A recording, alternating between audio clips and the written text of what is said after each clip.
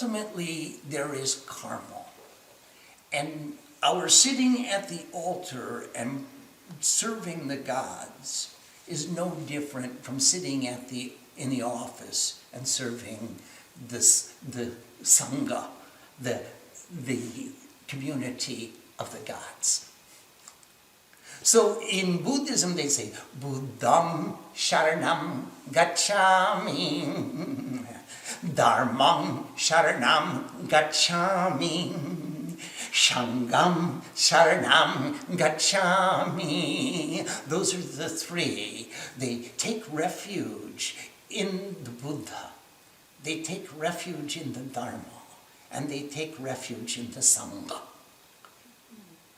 You're going to find that your sadhana breathes.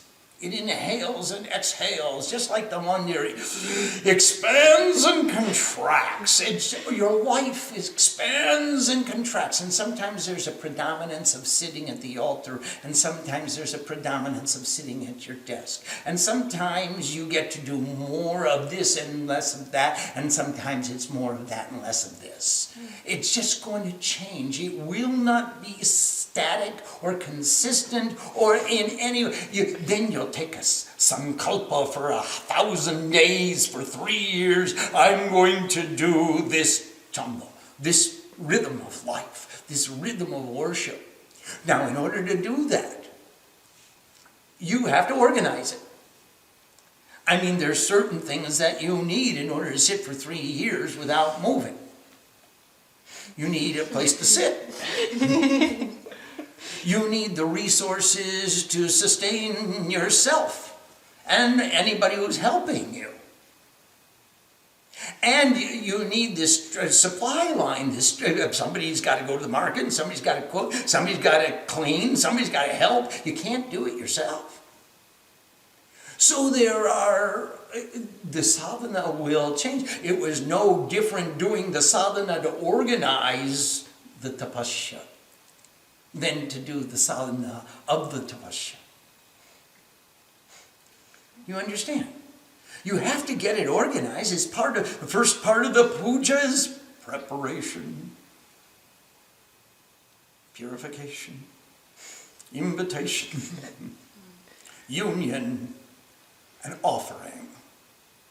Those are the 5 parts of the puja. First part of the puja, you got to prepare the temple. Can I sit in this temple for the next 3 years? No.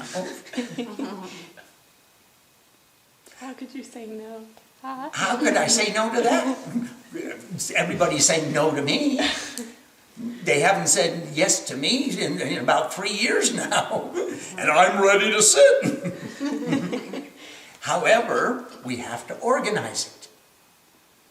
We will organize the next opportunity to sit, where we don't have to think about going outside or taking care of unfinished business.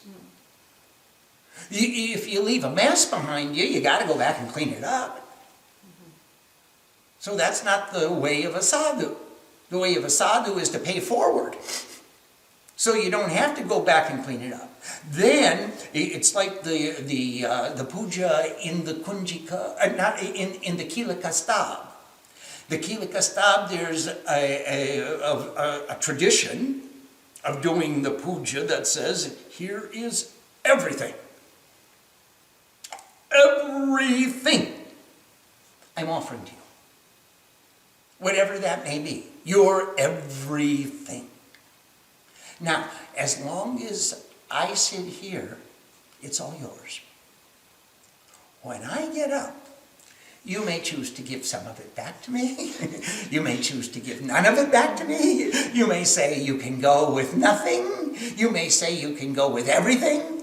It's all up to you. Life is prasad. That's the meaning of the kilak stav. That's how it works. Tadati pratigrinati jnanati shaprasidati itahang rupena kilena mahadevena kidita. This is the form of the pin by which all of this has been bound. As you give, so you shall receive. And there is no other way. If you give a little bit, you'll get a little bit. If you give it all, You get it all. Now you got to have something to give before you can give it. I know so many sadhus over the years that said, I have nothing, I'm a renunciate.